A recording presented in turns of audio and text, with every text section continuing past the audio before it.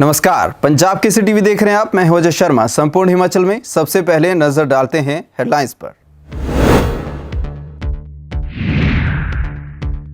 सदन में मंगलवार को भी हुआ जोरदार हंगामा। पक्ष विपक्ष में जमकर हुई नोकझोंक। गुस्साए विपक्ष ने सदन से किया वॉकआउट, सरकार पर लगाए आरोप।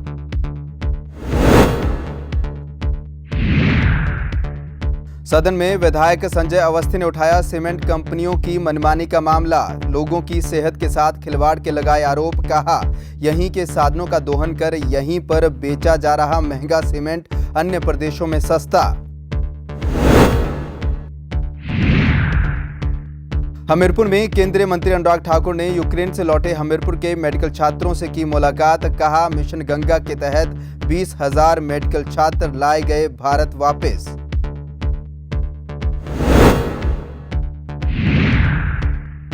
और मंडी अंतर्राष्ट्रीय महाशिवरात्रि महोत्सव 2022 का हुआ समापन। राज्यपाल राजेंद्र विश्वनाथ आर्लेकर ने समापन समारोह में की शिरकत। चौहाटा जातर के बाद सभी देवी देवता अपने मूल स्थानों के लिए हुए रवाना। हिमाचल प्रदेश विधानसभा में मंगलवार को भी सदन में जोरदार हंगामा हुआ। पक्ष और विपक्ष में तेज नोकझोंक हुई। कांग्रेस के विधायक पवन काजल द्वारा बजट पर चर्चा के दौरान जल मंत्री पर लगाए गए आरोपों पर सदन में हंगामा शुरू हो गया। पवन काजल ने जल शक्ति मंत्री पर सभी परियोजनाओं को 2 विधानसभा में ले जाने के आरोप लगाए, जिस पर जल शक्ति मंत्री ने ऐतराज जताया और इन आरोपों को झूठा करार दिया। इस पर सत्ता पक्ष और पक्ष में बहसबाजी शुरू हो गई और सदन के अंदर ही एक दूसरे के खिलाफ नारेबाजी करने लगे। वहीं विपक्ष वेल में काफी देर तक सदन के अंदर ही नारेबाजी करता रहा और सदन से फिर वॉकआउट कर बाहर आ गया। कांग्रेस ने जल शक्ति मंत्री पर विपक्ष के विधायकों को डराने धमकाने के भी आरोप लगाए। नेता प्रतिपक्ष मुकेश अग्निहोत्री ने कहा कि सरकार के जाने का समय आ गया है, जिसके चलते इनकी भाषा भी अमर्यादित हो गई है। पता लग गया है कि इनके जाने का समय आ गया है। इनका सूर्य जो है अस्त होने के नजदीक है और हमने जैसे पहले भी कहा, इनको घबराहट है, इनको चिंता है, इनकी फ्रस्ट्रेशन है और इनकी भाषा अमर्यादित हो गई। पहले मुख्यमंत्री ने किया और मुख्यमंत्री के पद चिन्हों पे अब मंत्री चलने लग पड़े। आज जिस ढंग से जल शक्ति मंत्री ने हमारे माननीय सदस्य पवन काजल जी को जिस तरीके से तू तड़ाक से बात की, और ये तू तड़ाक जो है बर्दाश्त नहीं की जा सकती, किसी भी हालत में बर्दाश्त नहीं होगी। और ये सदन है, देवभूमि का सदन है, वीरभूमि का सदन है और इस सदन की अपनी उच्च परंपराएं हैं और इसकी गरिमा है। इसमें जो है मंत्री जब इनकी पोल खुलने लगी, जब इनकी पोल खुल रही है तो ये जो है इनकी भाषाएं जो है अनियंत्रित हो रही हैं। विपक्ष हर दिन कोई ना कोई बहाना बनाकर बाहर जाने की चक्कर में रहता है। मैं आपके इन सभी चैनलों के माध्यम से पूछता हूं कि आप सबका वहां से हिसाब किताब निकालिए जो बोल रहे हैं। जरा इसमें एक आप कंपैरिजन करेंगे, जिस प्रकार का कंपैरिजन मैं पेंशनर्स का कर रहा हूं इस सरकार का और पिछली सरकार का, सबसे असभ्य भाषा प्रयोग करने वाले कौन लोग हैं? काइंडली लिस्ट आउट करिए उनको। और खैर जो लिस्ट आउट करिए इन चीज़ों को। और मैं तो ये कहता हूं कि यहाँ पर विधानसभा के अंदर जो इस प्रकार की परिस्थिति कई बार बनती है, उसमें विपक्ष प्रमुख रूप से इन सारे विषयों के लिए जिम्मेवार है।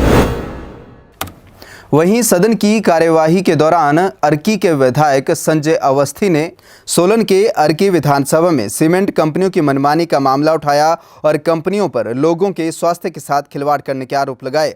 अवस्थी ने सरकार से पूछा कि अब तक कितनी बार वायु प्रदूषण का सर्वे करवाया गया है और कितने लोगों को रोजगार इन कंपनी के द्वारा दिया गया है।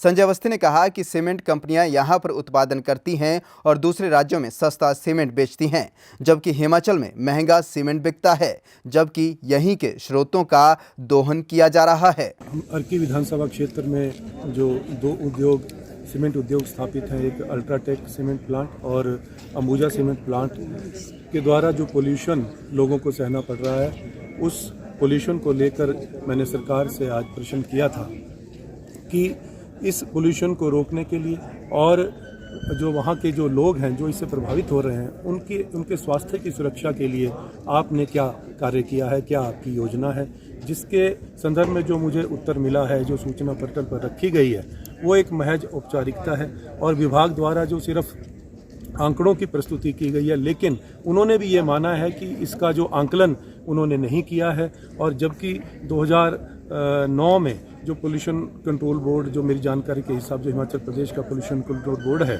उनके द्वारा एक लेटर लिखा गया था और जो एम्बियंस एयर क्वालिटी को लेकर जो 11 पैरामीटर जो फिक्स किए गए थे, उन 11 पैरामीटर पे जो है फोकस नहीं है और वो सिर्फ 3 पैरामीटर को लेकर जो है वो आंकलन कर रहे हैं।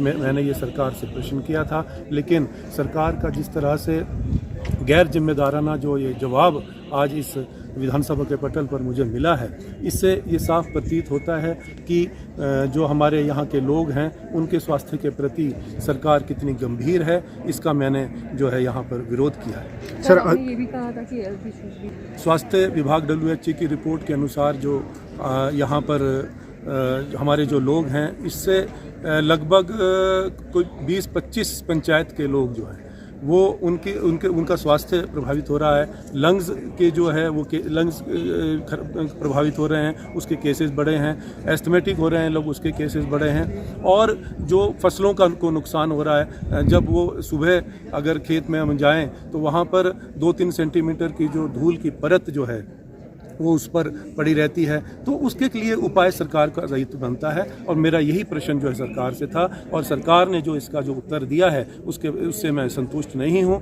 मैंने सरकार से आग्रह किया है कि सरकार का दायित्व बनता है हमारे लोगों के स्वास्थ्य की सुरक्षा करना, इसके लिए वो विचार करें। सर मैंने ये बात भी सरकार के समक्ष रखी कि आज जिस तरह से हिमाचल प्रदेश में जो हमारे नेचुरल रिसोर्सेज हैं उनका दोहन हो रहा है और हमारे लोगों को जो है पोल्यूशन से जूझना पड़ रहा है, लेकिन जो यहाँ सीमेंट बन रहा है वो सीमेंट जो है आसपास के पड़ोसी राज्यों को से यदि हम कंपेयर करें तो उससे महंगा जो सीमेंट हमें मिल रहा है। मैं ये सरकार से मांग भी करता हूँ, तो ये मांग करूंगा कि जो ख़ास तौर पे ये वैसे तो ये प्रदेश के लोगों के लिए होना चाहिए, सीमेंट सस्ता होना चाहिए, लेकिन अर्की विधानसभा क्षेत्र के लोगों के लिए ख़ास तौर पे जिनका आज हमारे प्राकृतिक स्रोत का जो है दोहन हो रहा है, पोल्यूशन सहना पड़ रहा है, हमारे अर्की विधानसभा क्षेत्र में जो लोग मकान बनाना चाहें और अपना कोई भी प्रोजेक्ट करना चाहें, उनको जो सीमेंट जो है वो सस्ता करके सब्सिडाइज रेट पे जो देने की मांग जो आज मैं इस पटल पे रखूँगा। कांग्रेस पार्टी की हिमाचल प्रदेश संगठनात्मक चुनाव प्रभारी दीपा दास मुंशी का कहना है कि प्रदेश में चलाए गए कांग्रेस के सदस्यता अभियान में कोई भी फेक मेंबर नहीं बन सकता। धर्मशाला में पत्रकारों से बातचीत के दौरान दीपा दास मुंशी ने कहा कि हाल ही में प्रदेश में हुए उपचुनाव में कांग्रेस को मिली जीत पर जनता ने एकजुटता दिखाई है। वहीं सदस्यता अभियान को लेकर दीपा दास मुंशी ने कहा कि कांग्रेस पार्टी ने पार्टी सदस्यता को लेकर एक ऐप बनाया है जिसमें कोई भी कांग्रेस पार्टी की सदस्यता ग्रहण कर सकता है, लेकिन इसमें फेक सदस्यता नहीं होगी। सदस्यता को लेकर लोगों को प्रशिक्षण भी दिया गया है। पहले प्रदेश में सदस्यता अभियान थोड़ा धीमी गति चल रहा था, परंतु अब प्रदेश की जनता में कांग्रेस पार्टी की सदस्यता को लेकर भारी उत्साह देखा जा रहा है। यह सदस्यता अभियान 31 मार्च तक चलेगा। लोगों में बहुत ही इंटरेस्ट दिखाई दे रहा है। लोग उत्सुकता से आ रहे हैं हमारे साथ जोड़ने के लिए, कांग्रेस पार्टी के साथ जोड़ने के लिए, दिल से कांग्रेस के साथ देने के लिए।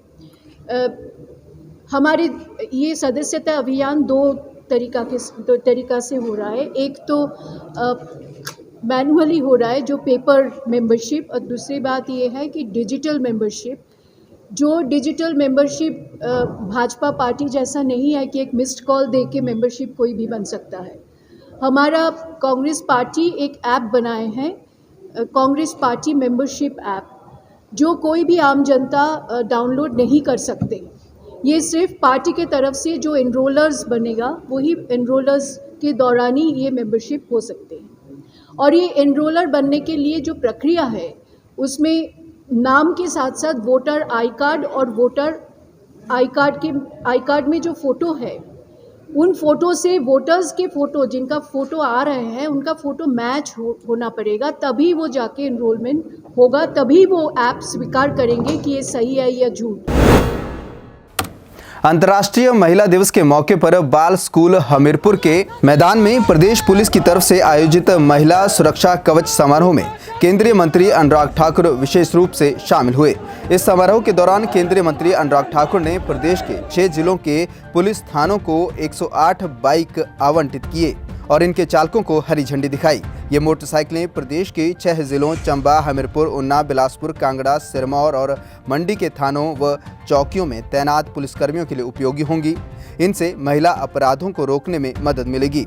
महिला सुरक्षा कवच को घर घर पहुंचाने के मकसद से हमीरपुर के स्कूल मैदान में शानदार कार्यक्रम आयोजित किया गया। इसमें अनुराग सिंह ठाकुर के अलावा पूर्व मुख्यमंत्री प्रेम कुमार धूमल मुख्य अतिथि और पुलिस महानिदेशक संजय कुंडू विशिष्ट अतिथि के रूप में मौजूद रहे। वहीं इस दौरान सर्किट हाउस हमीरपुर में अनुराग ठाकुर ने यूक्रेन से हमीरपुर जिला के वापस आए मेडिकल स्टूडेंट से मुलाकात की और उनके परिजनों से भी मुलाकात की। अपने संबोधन में केंद्रीय मंत्री अनुराग ठाकुर ने कहा कि अभी तक मिशन गंगा के तहत 20,000 के लगभग मेडिकल स्टूडेंट्स को यूक्रेन से भारत वापस लाया जा चुका है। महिला सुरक्षा कवच के आज के इस कार्यक्रम के अवसर पर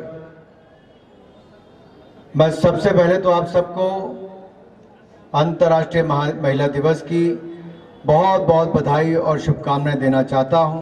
मैं उन 6 विद्यार्थियों से मिलने भी गया, मुझे इसलिए थोड़ा विलंब हो गया। आप कल्पना नहीं कर सकते कि उनके परिवार आज कितना भावुक था। जिनके बच्चे युद्ध में फंस गए थे, डॉक्टर बनने गए थे, युद्ध में फंस गए थे, मैं उन बेटियों से पूछा कि क्या हुआ। उन्होंने कहा अक्सर बनने तो डॉक्टर गए थे, लेकिन 24 तारीख की जब वापसी करनी थी तब युद्ध छिड़ गया। एक तरफ बम बारी हो रही थी, गोले आ रहे थे, मिसाइलें चल रही थी, दूसरी ओर दुनिया भर के देशों के सामने एक बहुत बड़ी चिंता थी कैसे निकालें। लेकिन हमारी देश की सरकार की प्रधानमंत्री मोदी जी ने अपने कैबिनेट मंत्री को भी दूसरे देशों के बॉर्डर पर भेजा, हमें वहां पर रिसीव किया, मुफ्त में पूरे जहाज में वहां से लेकर घर तक पहुंचाने का काम किया है तो नरेंद्र मोदी जी ने किया।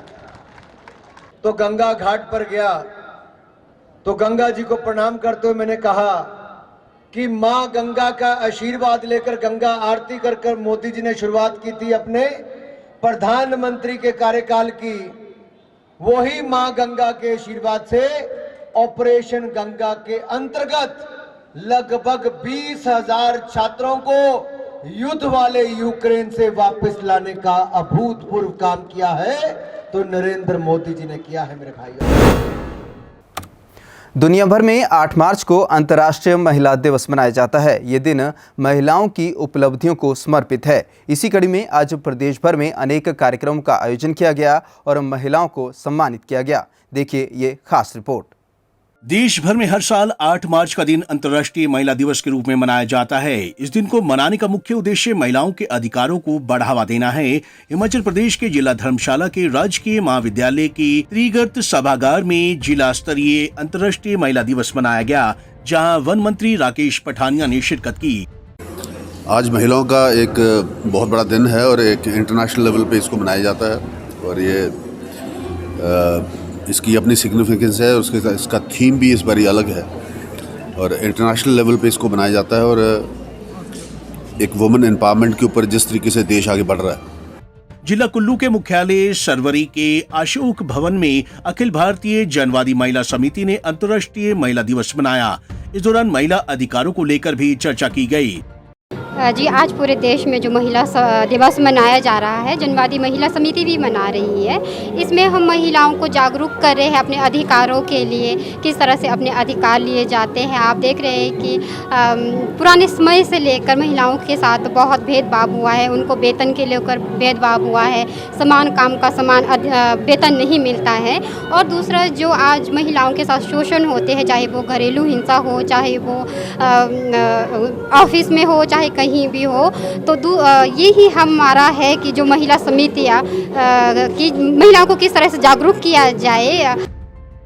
पीजी कॉलेज बिलासपुर में बिटिया फाउंडेशन की ओर से अंतर्राष्ट्रीय महिला दिवस के उपलक्ष्य पर कार्यक्रम का आयोजन किया गया। इस मौके पर उपायुक्त पंकज राय ने मुख्य अतिथि के रूप में शिरकत की, जबकि एएसपी अमित कुमार विशिष्ट अतिथि के रूप में उपस्थित रहे। क्षेत्र की बात करें, चाहे आर्थिक क्षेत्र की बात करें, सामाजिक क्षेत्र की बात करें, राजनीतिक, खेल स्पर्धा, किसी भी क्षेत्र की बात करें, इसमें महिलाओं की उपलब्धियां जो है वो किसी से छुपी नहीं है। और आज का ये जो दिन है, इन्हीं उपलब्धियां जो महिलाओं ने ली हैं उसको सलाम करने का दिन है, नमन करने का दिन है।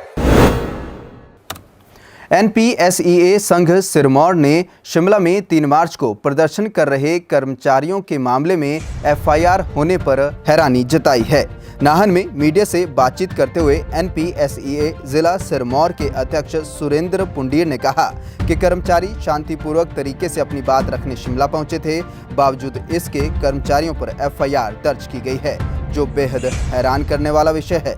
उन्होंने कहा कि शिमला में एकत्रित होने के मकसद सरकार का विरोध करना नहीं, बल्कि यह दिखाना था कि हिमाचल प्रदेश में कितने कर्मचारी हैं जो सरकार से पुरानी पेंशन को बहाल करने की मांग कर रहे हैं। 3 तारीख का जो हमारा मार्च था, जो प्रदर्शन था, वो सिर्फ इस बात के लिए ही था कि हम शारीरिक उपस्थिति से, फिजिकल प्रेजेंस के साथ इतने लोगों का दुख तकलीफ आपके ध्यान लाना चाहते थे और सभी लोग आपके आशीष बचनों के लिए वहां पे तत्पर थे, वहां बैठे थे। ऐसा कोई भी कम्युनिकेशन हम लोगों तक नहीं पहुंचा कि आप विधानसभा में हैं या चले गए हैं, अन्यथा शायद शाम को भी उस समय से पहले हम वहां से उठ करके निकल जाते अगर हमें नकारात्मक सोच आपकी ओर से अप्रोच आई होती कि माननीय मुख्यमंत्री हमसे मिलना ही नहीं चाहते। ऐसा कोई भी संदेश हम तक नहीं पहुंचा है, इसीलिए हम देर रात तक इंतजार करते रहे और दुख इस बात का जरूर हुआ कि हमें बिना संदेश के ही, बिना माननीय मुख्यमंत्री के संदेश के ही वहां से घसीट करके पुलिस लोगों द्वारा ले जाया गया। और अब सबसे दुखद बात यह है कि इतने बड़े जुलूस का शांतिपूर्ण प्रदर्शन होने के बाद भी फिर एफआईआर लॉन्च की गई, फिर हमारे कर्मचारियों को परेशान किया गया, इवन दूध पिलाती हुई माओं को परेशान किया गया, अपंग कर्मचारियों को भी एफआईआर लॉन्च की गई। माननीय मुख्यमंत्री महोदय, आप तो ऐसा ना थे, आपसे ऐसी अपेक्षा ना कर्मचारियों की थी, ना हिमाचल प्रदेश के नागरिकों अब भी है। हम जरूर आपसे रिक्वेस्ट करना चाहते हैं कि अपने विभाग को प्लीज आदेश करें कि इस प्रकार के केसेस को विड्रॉ किया जाए, इस प्रकार के केसेस को निरस्त किया जाए और वार्ता को, जो आपने वार्तालाप जो धर्मशाला से शुरू की गई है, निस्संदेह उस वार्ता को कंटिन्यू रखा जाए। हम आप ही से निवेदन करते हैं कि आप ही की सरकार में, आप ही के समय में पुरानी पेंशन की बहाली हिमाचल प्रदेश के कर्मचारियों को मिलेगी, ऐसा हमें आश्वासन भी है और आपसे हम निवेदन भी करना चाहते हैं। हरियाणा व हिमाचल की सीमा पर स्थित गुरुद्वारा टोका साहिब की प्रबंधक कमेटी का विवाद थमने का नाम नहीं ले रहा है। गुरुद्वारा का संचालन कर रहे लोगों के खिलाफ कमेटी से जुड़े ही कुछ सदस्यों ने आज जिला मुख्यालय नाहन में एसडीएम कार्यालय के बाहर धरना दिया। धरने पर बैठे लोगों ने गुरुद्वारे का संचालन कर रहे लोगों पर भ्रष्टाचार के आरोप लगाए। लोगों का कहना था कि इन्हें तुरंत हटाना चाहिए। वहीं स्थानीय विधायक राजीव बिंदल के हस्तक्षेप पर भी लोगों ने ऐतराज जताया और कहा कि बिंदल के हस्तक्षेप के चलते ही इन लोगों के खिलाफ कोई कार्रवाई नहीं की जा रही है। धरने पर बैठे लोगों ने बताया कि गुरुद्वारा प्रबंधक कमेटी में विधायक द्वारा की जा रही दखल अंदाजी को लेकर उनके द्वारा मुख्यमंत्री, प्रधानमंत्री व भाजपा के राष्ट्रीय अध्यक्ष को भी शिकायत की जा रही है। ये जो लोग हैं अंधे बोले और गुंगे हो चुके हैं, सिर्फ इनको बिंदल साहब या अंकुर राणा ही दिखता है। इनको गुरु घर या भाईचारा या लोकतंत्र का इनको कोई ख्याल नहीं है। जब हमने देखा कि साहब हमारी कोई बात सुनने के लिए तैयार नहीं है, ये पक्षपातपूर्ण रवैया अपना रहे हैं, उसको ये संरक्षण दे रहे हैं। असल बात है वहाँ पर माइनिंग और ये वन माफिया का काम है। वो खैर का जंगल 40-50 लाख था, वो सारा कट चुका है, लगभग 10 या 15 लाख का रह गया। माइनिंग वहाँ दिन रात होती है। आप जाके देखो, नदी में से सारा पत्थर उठाया जाता है, पहाड़ को तोड़ा जाता है। गुरुद्वारे की लगभग 400 बीघे ज़मीन है, लेकिन वहाँ पर कोई पूछने वाला नहीं है। इन्हीं लोगों का वहाँ पर प्रभुत्व है। हम तो ये कहते हैं कि जिन लोगों ने ये गलत लिस्ट जानबूझ के बनाई है, उनके ऊपर गलत रिकॉर्ड तैयार करने के जुल्म में महेंद्र सिंह अंकुर राणा के विरुद्ध एफआईआर दर्ज की जाए। जो इनको संरक्षण देते हैं बिंदल साहब वगैरह, उनके बारे में भी दिया जाए। हमने लेदा लेटर हम सीएम साहब को लिख रहे हैं, प्रधानमंत्री जी को लिख रहे हैं और माननीय अमित शाह जी और बीजेपी के प्रधान नड्डा जी, उनको हम रजिस्ट्री करा रहे हैं। कल हमारी बात सीएम ऑफिस में हुई है, चीफ सेक्रेटरी के साथ भी हुई है उनके दफ्तर से।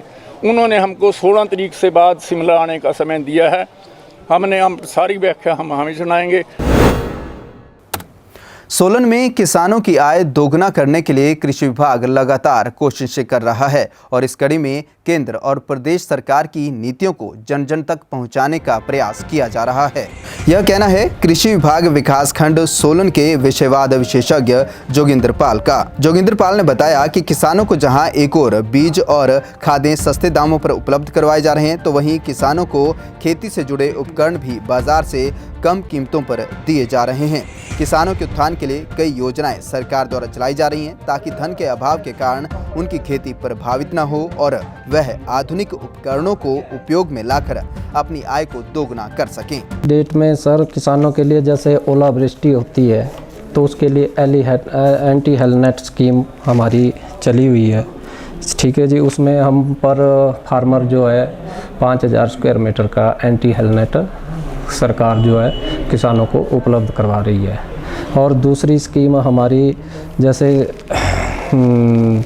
समिशन ऑफ एग्रीकल्चर मैकेनाइजेशन है, उसमें हम power bidder, brush cutter, chaff cutter इत्यादि किसानों को मुहैया करा रहे हैं, जिसमें पावर बीडर में मैक्सिमम 10,000 रुपये की सब्सिडी दी जा रही है।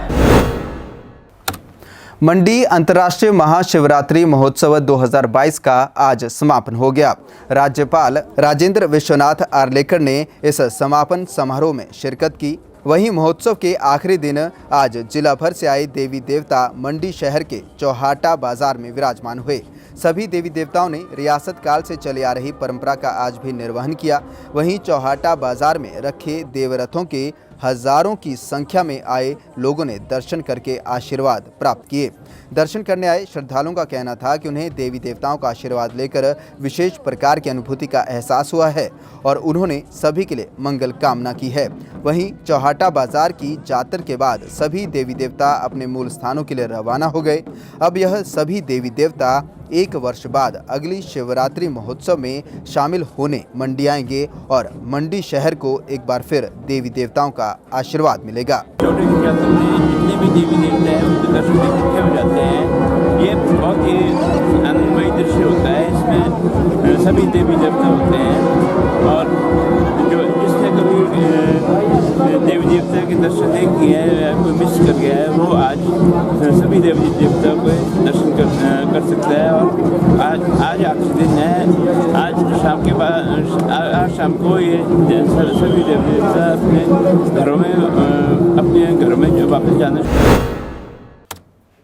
इस बुलेटिन में फिलहाल इतना ही। अजय शर्मा को दीजिए इजाजत। नमस्कार।